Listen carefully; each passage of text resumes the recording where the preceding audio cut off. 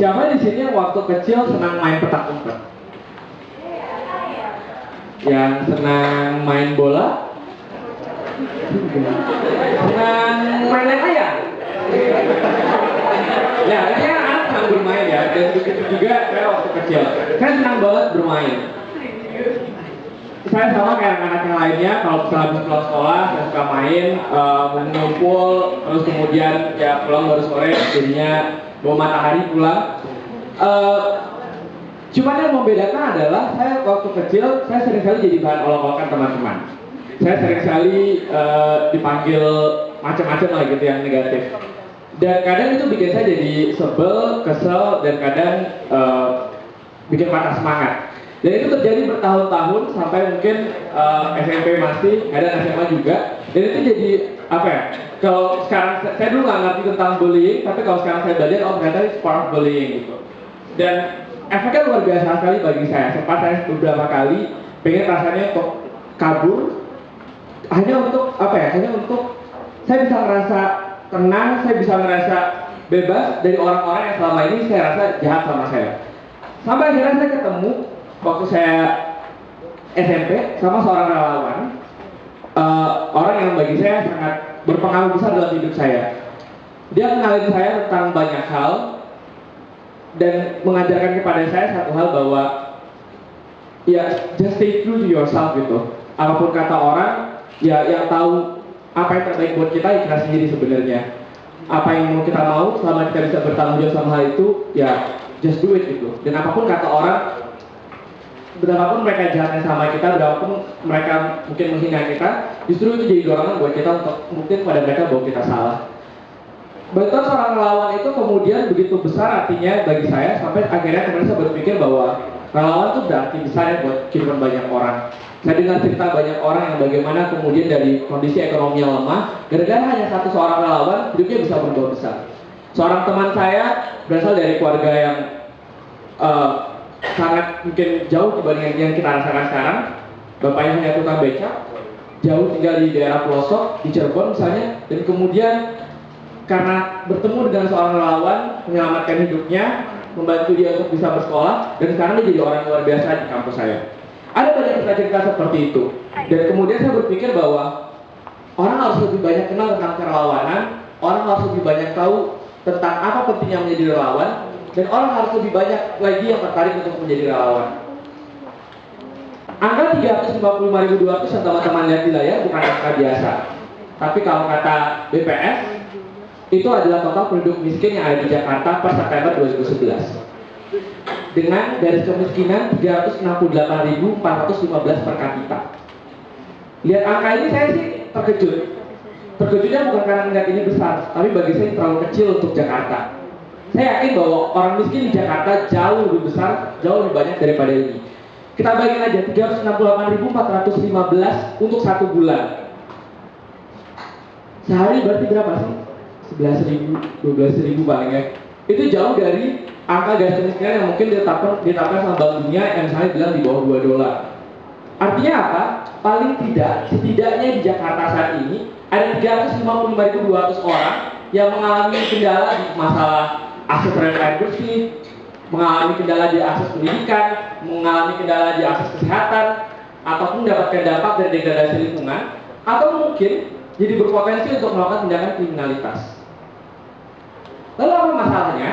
Selama ini yang saya lihat di Jakarta ataupun mungkin di kota-kota lain, pendekatan yang ada sangat terlalu berorientasi kepada pemerintah. Seolah-olah pemerintah itu dewa yang kita cuma bisa bergantung sama mereka yang ada duduk di sana, dan kemudian kita tinggal lepas tangan aja. Padahal di berbagai negara membuktikan bahwa partisipasi masyarakat itu menjadi penting dalam pengentasan kemiskinan di sebuah negara. Ada banyak negara yang menjadi terentaskan kemiskinan di negara tersebut hanya karena partisipasi masyarakat yang sangat besar. Lalu pertanyaannya apa? Kenapa kemudian partisipasi masyarakat itu rendah sih? Saya mencoba untuk meneliti dari berbagai kegiatan yang saya lakukan. Banyak orang yang nggak paham bahwa di sekitar ternyata ada orang yang membutuhkan. Kita nggak pernah tahu bahwa ternyata tetangga kita mungkin rumah tangganya entah seperti apa, dan kemudian itu berpengaruh ke perekonomian keluarga misalnya, atau kita nggak pernah tahu misalnya di belakang mungkin apartemen kita ada kali yang sangat kotor, Dan intinya apa, orang banyak nggak tahu bahwa ada isu sosial di sekitar mereka. Yang kedua, banyak orang yang sebenarnya ingin untuk melakukan sesuatu, tapi biasanya mereka berpikir bahwa ya gue nggak bisa, kurang kecakapan untuk kemudian melakukan perubahan. Dan yang ketiga, kurangnya ekosistem pendukung bagi masyarakat untuk berpartisipasi. Banyak orang mau terlibat dan ngerasa bisa, tapi kemudian bingung, gue harus kemana kalau gue mau bantu? Atau kemudian nggak ada sistem ataupun mungkin tempat-tempat di mana mereka bisa menyalurkan keinginan mereka untuk berbagi. Sebuah studi di Amerika menunjukkan bahwa partisipasi masyarakat itu bisa dibentuk, bisa dibangun dengan menginternalisasikan nilai-nilai partisipasi itu ke dalam pendidikan.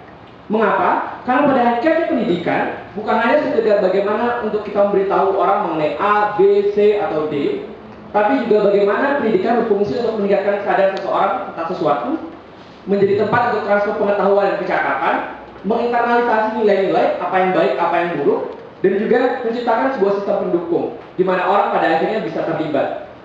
Sekolah-sekolah di Amerika misalnya, yang saya tahu, yang kemudian menginternalisasikan nilai kesukarelawanan sosial misalnya di dalam sekolahnya menjadi sebuah pelajaran khusus, dapat meningkatkan partisipasi muridnya ke dalam nilai kerelawanan hingga 60%. Tapi sayangnya di Indonesia sangat sedikit sekali sekolah yang kemudian menerapkan ini. Kalaupun ada, biasanya mereka cuma sekedar misalnya beberapa sekolah internasional yang saya ketahui misalnya di Jakarta, mereka menetapkan namanya sistem service hours, atau misalnya untuk kewajiban untuk memberikan layanan kepada masyarakat. Misalnya kalau untuk lulus, ya syaratnya 40 jam atau 50 jam selama 3 tahun mengabdi ke masyarakat. Tapi sekolah ini lupa bahwa anak tuh nggak bisa dipaksa untuk kemudian ya harus 40 jam melakukan tindakan kerelawanan. Atau sekolah lupa bahwa sebelum mereka dikasih tahu bahwa mereka wajib melakukan tindakan kerelawanan, murid harus tahu dulu kenapa mereka melakukan itu. Ada apa sih masalah sebenarnya? Apa urgensi bagi mereka untuk terlibat? Dan itu yang lacking di Indonesia saat ini. Sampai akhirnya saya berpikir bahwa saya punya cita-cita, saya punya mimpi, saya ingin bikin pelajaran kesukarelawanan sosial di Indonesia yang saya mulai dulu di Jakarta. Sebenarnya pelajaran ini nggak beda jauh mungkin dengan training, tapi apa yang kemudian membuat dia berbeda dengan training-training yang udah ada di masyarakat yang mungkin ngajak orang untuk terlibat di masyarakat?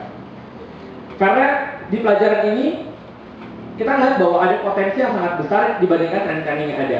Ketika dia menjadi bagian dari sebuah sistem pendidikan, maka ada dorongan ketika dia menjadi bagian dari kurikulum, ketika jadi pelajaran, maka siswa wajib untuk mengikuti hal tersebut. Dan yang ingin saya ciptakan adalah bagaimana kemudian siswa wajib untuk mengetahui bahwa ada masalah sekitar mereka, nanti urusan partisipasi atau tidak berpartisipasi urusan belakangan. Potensi yang ada juga terdapat di karakter anak SMA itu sendiri yang saya targetkan di sini. Di mana SMA kalau di Jakarta ada 494 SMA dan setidaknya setiap tahunnya ada 89.981 yang mendaftar. Artinya kalau misalnya kita kaliin aja 4 misalnya, angka 355.200 tadi sebenarnya bisa terselesaikan kalau satu orang mau membantu satu orang. Tapi mungkin nggak sesimpel itu. Kemudian yang kedua, selain sebenarnya mereka besar dari jumlah, anak-anak muda sering dikaitkan dengan sifatnya responsif dari perkembangan zaman, perkembangan informasi. Yang diharapkan pada akhirnya mereka bisa memberikan solusi-solusi alternatif buat masalah-masalah sosial dengan pendekatan-pendekatan kontemporer atau pendekatan masa kini. Karena kita tahu bahwa masalah-masalah yang ada sekarang mungkin nggak bisa lagi kalau pakai pendekatan 20 tahun lalu atau 30 tahun lalu. Ada pendekatan-pendekatan yang lebih jitu, yang mungkin anak muda tahu solusinya. Yang ketiga, kita lihat bahwa anak muda sebenarnya juga menjadi kelompok rentan. Mereka selama ini menjadi orang atau kelompok yang mendapatkan dampak yang paling besar dari masalah-masalah kemiskinan. Dan kita ingin merubah posisi mereka menjadi dari objek kemiskinan menjadi subjek kemiskinan. Karena sejarah membuktikan bahwa anak muda bisa jadi agen perubahan. Negara ini nggak akan merdeka kalau nggak ada anak muda. Dan yang keempat, anak muda sering dikaitkan sebagai future generation atau orang-orang yang akan melanjutkan kepemimpinan negeri ini. Dan esensi bahwa mereka terlibat di saat sekarang itu akan membuat mereka tahu di masa mendatang bahwa ada kebijakan yang lebih tepat untuk diambil dibandingkan jika mereka tidak terlibat sekarang. Dan yang kelima, bahwa mereka memiliki dukungan psikologis dan fisik. Anak muda biasanya lebih semangat, lebih energik untuk terlibat, dan dengan potensi-potensi ini sebenarnya kita bisa memberdayakan mereka. Lalu apa gagasan saya? Gagasan saya ingin memunculkan 8 fase, di mana dimulai dengan aspek mengenal diri terlebih dahulu. Mohon maaf, kayaknya fontnya berubah, jadi kecil. Di mana seorang relawan harus tahu terlebih dahulu apa yang menjadi kekuatan dia, apa yang menjadi passion dia, apa yang menjadi interest dia. Karena gimana caranya kalau dia mau bantu orang lain, tapi dia nggak tahu apa yang menjadi kekuatannya, apa yang mau dibagi. Dan itu yang ingin saya munculkan terlebih dahulu. Yang kedua, mereka harus mengenal isu-isu sosial di sekitar mereka. Selama ini mungkin mereka baca di majalah, baca di koran, tapi mungkin mereka nggak paham apa sih rasanya sebenarnya. Kemiskinan tuh bukan cuma kayak tadi saya bilang angka 355.000, tapi rasa yang dialami oleh setiap orang. Dan yang ketiga, bagaimana mereka mendapatkan informasi mengenai model-model kesukarelawanan yang ada. Forum-forum seperti ini menjadi sasaran yang tepat untuk bagaimana kita mengenalkan bahwa ada pembaharu-pembaharu hebat seperti Mbak Aini tadi misalnya, dan mereka bisa mendapatkan inspirasi dari orang-orang seperti itu untuk pada akhirnya membuat mereka tahu kira-kira apa yang bisa saya lakukan. Lalu yang keempat, bagaimana mereka bisa melibatkan diri, dan yang keenam, bagaimana mereka bisa mengkristalkan gagasan. Artinya, bagaimana mereka bisa memunculkan ide, visi mereka untuk perubahan dengan cara mereka sendiri sesuai dengan kapasitas mereka. Dan yang keenam, bagaimana mereka bisa merencanakan aksi konkret yang didukung dengan kemampuan sumber daya yang baik, dengan kepemimpinan yang baik, manajerial yang baik, dan segala macam. Keenam fase ini, kalau saya punya kesempatan untuk bikin itu jadi muatan lokal atau jadi sebuah pelajaran khusus di sekolah, saya ingin bikin itu jadi wajib diikuti oleh semua siswa. Tapi dua fase berikutnya, fase ke-7 dan ke-8, implementasi dan evaluasi dari manajemen dampak, saya ingin bikin jadi opsional. Kenapa? Saya suka kesel sama sekolah yang kemudian mewajibkan muridnya untuk ikut kerelawanan. Meskipun saya yakin bahwa kerelawanan itu penting. Saya suka kesel sama misalnya universitas yang mungkin mewajibkan siswanya untuk ikut KKN atau segala macam. Bukan karena itu nggak baik, saya tahu itu baik. Tapi itu melanggar esensi dari kesukarelawanan itu sendiri. Suka dan rela. Mana ada kalau udah jadi mewajibkan kesukarelawanan, itu kan oksimoron namanya. Dan sukarela itu sendiri kalau kita ada definisinya adalah sebuah aksi yang dilakukan oleh individu yang dilakukan tanpa paksaan, sesuai dengan keinginan diri sendiri, tanpa dihargai secara finansial, dan ditujukan untuk perubahan yang lebih baik. Pada akhirnya kalau diwajibkan, faktanya bisa macam-macam. Pada akhirnya orang bisa terjun ke KKN, dan pada akhirnya malas-malesan dan segala macam. Dan ternyata ini didukung dengan studi ilmiah. Di Amerika, sekolah yang kemudian mewajibkan siswanya untuk mengikuti kerelawanan, memang dia bisa meningkatkan jumlah partisipasi saat program itu berlangsung.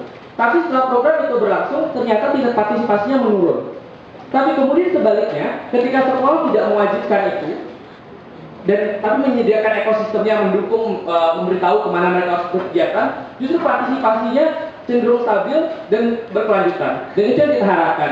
Dan itulah alasannya mengapa kalau saya punya kesempatan, saya ingin bikin fase implementasi dan evaluasi itu justru jadi opsional. Karena setelah mereka tahu tadi, setelah mereka memiliki passion dan empatinya sudah dibangun, saya rasa pada akhirnya mereka akan memiliki kemampuan sendiri untuk mengatakan bahwa saya ingin jadi relawan. Tapi ternyata karena saya belum bisa, karena saya sekarang masih kuliah, saya belum bisa masuk ke dalam sebuah sistem pendidikan yang mungkin sangat susah ditembus. Beberapa kali saya susah banget tembus sekolah, hanya karena alasannya ini bukan scientific. Beberapa sekolah unggulan biasanya sekali seperti itu. Akhirnya saya berpikir bersama teman-teman saya, ya udah kita mulai dulu aja. Kalau kita belum bisa bikin ini jadi sebuah pelajaran, di mana kita menumbuhin, mengarussamakan isu kesukarelawanan dan isu pemuda di tengah masyarakat. Akhirnya tahun 2009, saya dan teman-teman berpikir untuk bikin namanya Indonesian Future Leaders, sebuah organisasi non-profit yang bergerak di bidang pemberdayaan pemuda untuk perubahan sosial. Intinya, kita gimana membangun anak-anak muda supaya punya kecakapan, punya skill, dan juga paham mengenai isu sosial, dan pada akhirnya bisa terlibat. Jadi kita banyak bantu, misalnya secara kapasitas, bikin capacity building, bantu mentorship, bantu akses ke pendanaan, networking, dan lain-lain. Dan itu yang ingin kita coba. Karena harapannya, setiap orang yang kemudian terlibat di aksi kerelawanan tadi juga merasakan apa yang saya rasakan ketika saya waktu kecil dulu. Bukan hanya untuk membantu orang lain, to help people, to help themselves. Ketika kita membantu orang lain, sebenarnya nggak ada yang hilang dari diri kita. Ketika kita berbagi, sebenarnya bukan ada yang kurang dari diri kita. Tapi justru tadinya kita lebih, yang pertama. Dan yang kedua, ada banyak hal yang justru kita dapatkan yang orang nggak pernah tahu, yang orang nggak pernah ekspektasi. Dan itu saya rasakan sekali bagaimana kemudian kerelawanan merubah hidup saya. saya punya filosofi learn, earn, dan return. Dan ini ada di Pusukarelawanan, di mana ketika saya terlibat di masyarakat, saya bisa belajar, saya bisa memperoleh hasilnya, dan pada akhirnya jadi bentuk di mana saya bisa mengembalikan lagi kepada masyarakat apa yang saya dapatkan sebelumnya. Dan ketika saya mengembalikan lagi, sebenarnya kembali lagi berproses di mana saya belajar juga dan saya menghasilkan juga. Jadi itu proses circle hidup yang selalu terjadi. Dan harapannya, hakikat kemiskinan sekali lagi saya ingatkan bahwa itu bukan hanya sekedar merubah angka statistik, bukan hanya sekedar data-data yang harus dirubah, tapi bagaimana mengubah kualitas hidup seseorang. Angka 355.200 yang kita lihat tadi, mungkin kalau dengan ada muatan lokal tadi, dalam beberapa tahun ke depan bisa kita ubah jadi nol. Terima kasih.